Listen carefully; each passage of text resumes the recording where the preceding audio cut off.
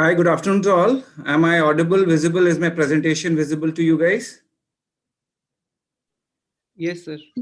Yes, Great. definitely. Sure. So, yeah, I am here to bring the supply chain perspective with respect to biopharma. A quick brief about me. I have about 16 years of experience, a MBA from SP Jain. I've handled different facets of supply chain, from procurement to logistics to project management and planning. Currently, I am heading planning for formulations at IPCA Labs. What I intend to cover today is what happened actually in the last 1 year, which was very unprecedented. What could be the new normal? A brief of that, I think Mr. Saxena just was presenting. I was going through his, innovative diagnostic tools. So that could be a new normal. Definitely, I am going to cover that. What are the different risk mitigation supply chain strategies that we can look for specific to biopharma? And the key learnings, in my view, that we can take away with.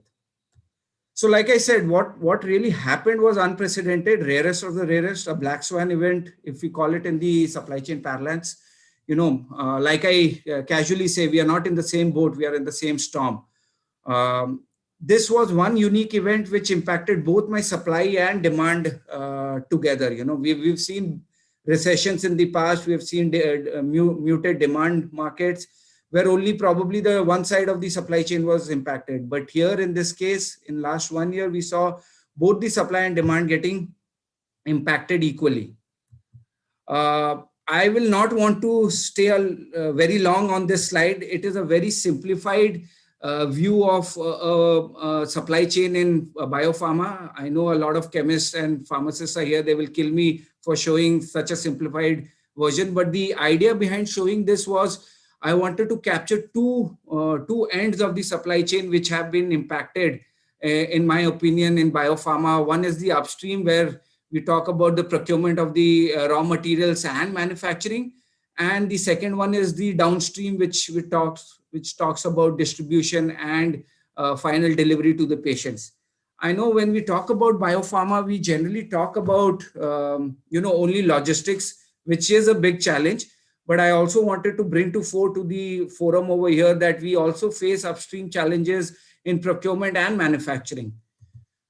So, like I mentioned, in my view, there were four aspects of supply chain which have been impacted, which we need to look at to build a resilient supply chain. So, starting with procurement, we all know that material procurement in biopharma is going to be very critical. Substitution of material is difficult. It is both complex and costly to look at alternates. I mean, the processes are not designed to move from one vendor to other. When we compare this to a regular generic pharmaceutical, it becomes very complex, because in a regular generic pharmaceutical, at least once a regulated approved vendor is available, the substitution is easier because we are dealing with small chemical identities. In biopharma, we are dealing with huge molecules, so the control becomes much more difficult. Manufacturing, in my view, is also very critical, because the process itself, the manufacturing process itself, is very challenging in biopharma, right from the fermentation to the purification to the final packaging stages. Generally, in generic pharmaceuticals or any other supply chain, if for that matter of fact, developing alternate size, looking at alternate batch sizes to look at demand variability, everything is quite easy. In biopharma, we don't have that flexibility, unfortunately. We generally have one dedicated manufacturing facility with one, upstream vendor allocated from where we get the raw material, and developing alternates is both costly and complex. So that really puts to fore a challenge from a supply chain perspective. If we have any supply disruptions or demand fluctuations, it becomes very difficult to manage for biopharmaceuticals. With respect to downstream action items, of course, logistics comes to fore, because all biopharmaceuticals are generally 2 to 8. Most sensitive molecules, the 2 to 8 needs to be more critically adhered. Any fluctuation or deviation in this temperature range could definitely mean that we are compromising with the product safety and efficacy. And last but not the least is the demand sensing. I mean, in the VUCA environment that we are living in today, and with the criticality of these drugs, which are probably life saving, and at the customer and at the patient end also, I believe the product substitution is not easy. So demand sensing becomes a very critical factor in my mind to build a very resilient supply chain with respect to supplies of biopharmaceuticals. So, what could be the new normal? I mean, we've always talked about reducing cost and time and to improve the output quality. I mean, we all know biopharmaceuticals are complex manufacturing technologies. Quality plays a very important role, and it is both costly and time consuming from a manufacturing perspective. So, supply chain managers across the globe who are involved in the biopharmaceutical industry have been talking about how we can have better control on our manufacturing processes, how we can build robust technology transfers and processes so that we don't have to compromise on the product quality. Agility, execution with agility, again stems from the same notion that in the VUCA world, where we have huge demand fluctuations and competition is ever increasing day by day, there are new players coming into the market, so we need to be both flexible and agile.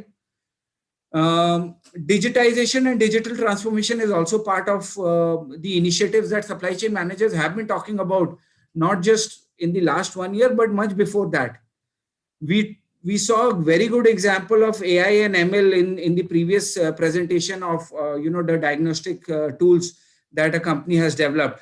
So even in supply chain management of biopharmaceuticals, with respect to manufacturing, with respect to procurement, with respect to demand sensing, with respect to logistics, AI and ML, artificial intelligence, machine learning is going to play a very important role with respect to how we are going to make our supply chains resilient.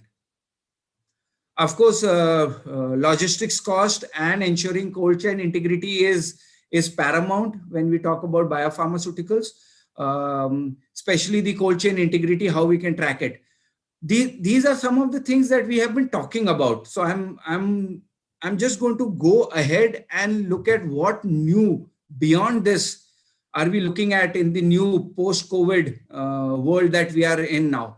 So apart from business process improvements, we are now talking about business continuity plans.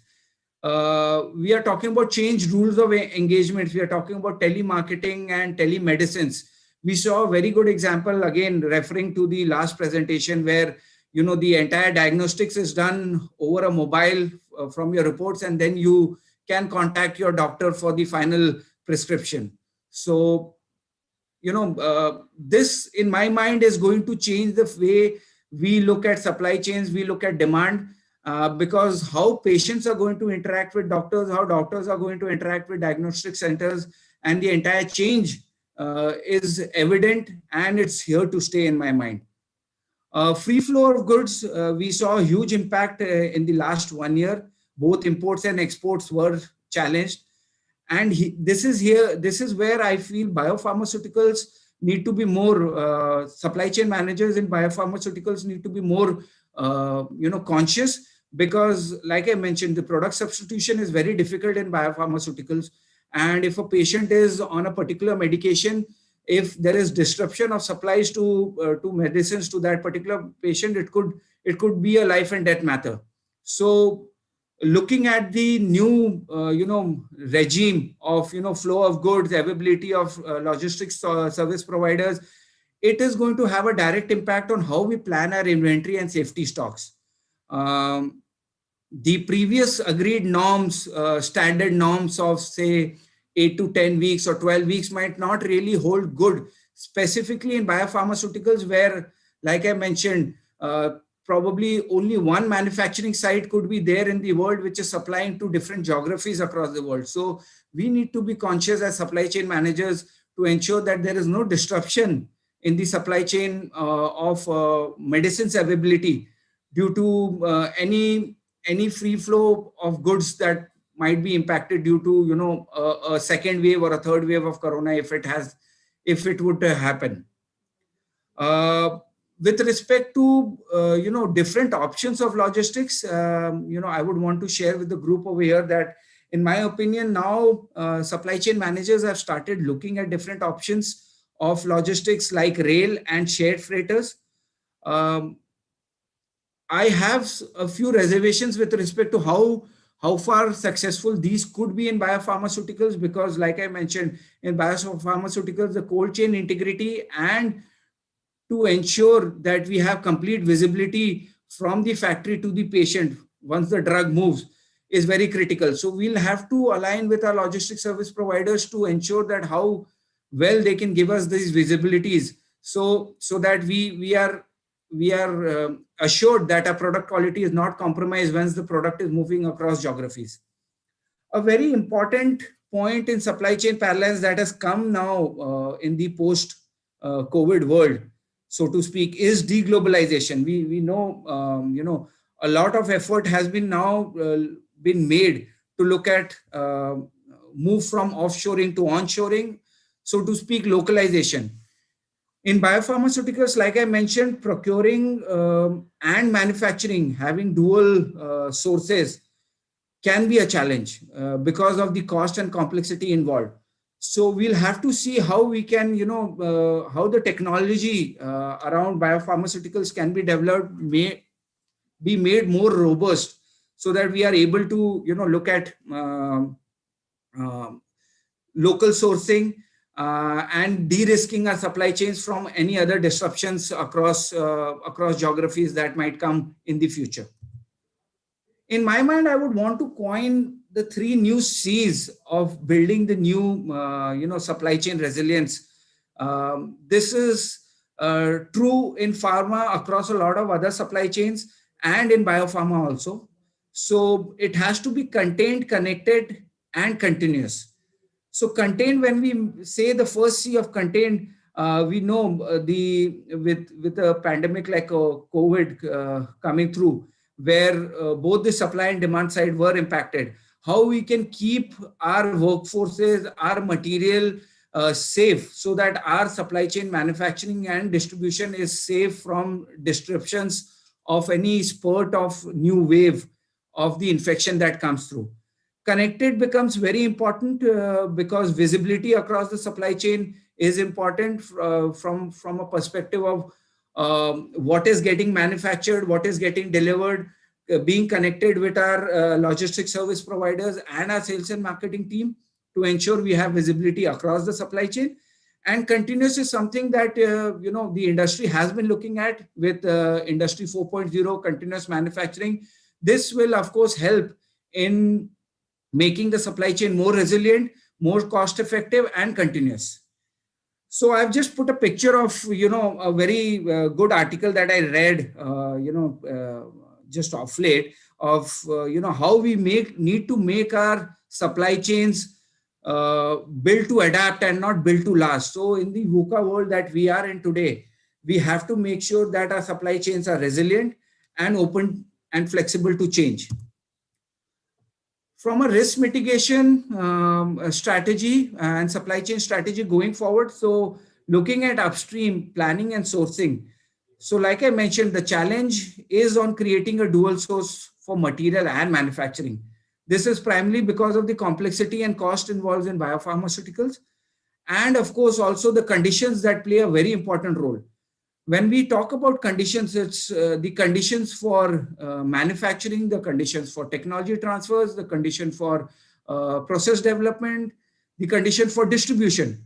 So all these conditions play a very important role, and supply chain managers need to be aware of when they are looking at building resilient supply chains around their biopharmaceutical products. Of course, with the increase in competition and advancement in manufacturing technology and process control, I feel that creation of dual sources, are having more biosimilars available, which can act as substitutes in case there is a disruption of supply of, drugs to the end patient. But this, in my mind, is still a few years ahead. but we are getting there, in my opinion. And of course, reduction in cycle time helps both in reduction of the cost and making your supply chain more agile.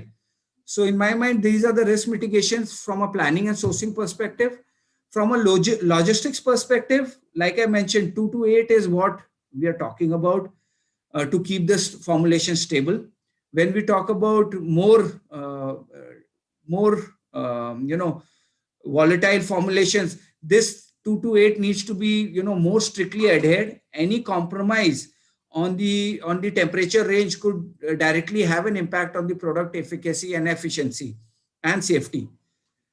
So on the logistics front, even from a risk mitigation, I feel state of the art tracking devices and using skilled logistics service providers who are trained to handle what is inside the box. So it is not just moving of one product, pharmaceutical product. It is life inside the box.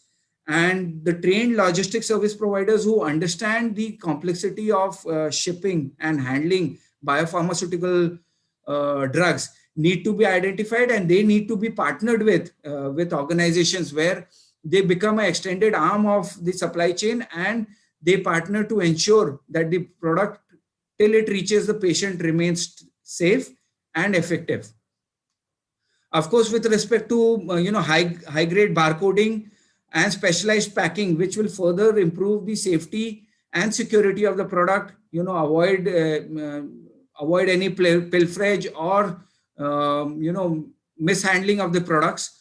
It becomes very important that we again align with right logistics service providers who can guide us and help ensure that the product quality is not compromised till it reaches the customer. I would want to stress on this slide where I feel biopharmaceuticals, we are looking at still biosimilars, we are looking at biologics. A few companies in India have started looking at biologics also, but we are still working on a lot of biosimilars. In my mind, R&D innovation is going to make supply chain in biopharmaceuticals very resilient. So I'm coining 4Ds of innovation over here, where discovery and design is something that in Indian biopharmaceutical space we are still lagging. Developing and delivering is something where we have caught up, and we are racing ahead on the curve. So here, with the government of India having come up with different production linked incentives and the allocation of huge budgets to the pharmaceutical sector, I think can help in the R&D innovation and how we design our products, do the technology transfers to make them more robust, to make them more sustainable for different geographies across the world. I feel this will be a huge opportunity for the not just the Indian pharmaceutical sector, but the Indian biopharmaceutical sector, because it gives an opportunity for research scientists and companies to invest in them, to look at different technologies of how we can make the entire supply chain robust for biopharmaceuticals. With respect to and in this space also, we are also looking at innovation with respect to shared resources. I mean, we know how China has built chemical zones where all factories producing basic chemicals, fermentation units are allocated in one area, and they have a lot of shared resources which reduces their cost of manufacturing. So probably India also needs to build these special pharma zones where a lot of companies are invited, given some incentives and given shared resources with respect to environmental controls and water availability, so that the cost of manufacturing for these innovating companies can be brought down, and we can have a lot of innovation both in terms of products and processes in the biopharmaceutical space in India. Finally, to conclude, I would like to share a few key learnings from a supply chain perspective that I would want to share with the group over here.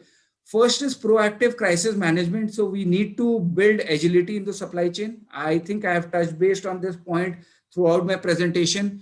In the volatile and uncertain world, the VUCA world that we are living in today, we need to build agility into our supply chains. I know it is easier said than done when we talk about biopharmaceuticals, But with all the innovations and process developments that is happening in this space, I think supply chain managers of the future in this space will have more flexibility to plan their deliveries to the end patients. Supply chain visibility is something that we cannot negotiate with anymore. I mean, this is a given in the industry now. How we can look at our visibility to our customers and to our vendors end as well. Look at where my vendors are sourcing their material from and who are their vendors. So once we have a complete visibility end to end of the supply chain, right from the sourcing of the product to the end patient, planning and delivery of the product for a supply chain manager becomes easier. So this in my mind is going to be playing a very important role. Digitization is something that we have spoken about extensively. AI ML is here to stay, and we are talking about digitizing the entire workspace for pharmaceuticals and biopharmaceuticals in particular. And last but not the least is the business models, different kind of scenario planning that we can do. What if my A vendor fails? What do we have from a fallback plan B? What if my one particular batch in the manufacturing process fails? What if we see huge demand fluctuations with respect to availability in the market and requirement in the market? So scenario planning in my mind is going to be very important for building a very resilient supply chain. That's all from my side. If there are any questions, I'm happy to take them. Otherwise, I hand it over to you guys. Thank you for giving me this opportunity to present the supply chain perspective of biopharma.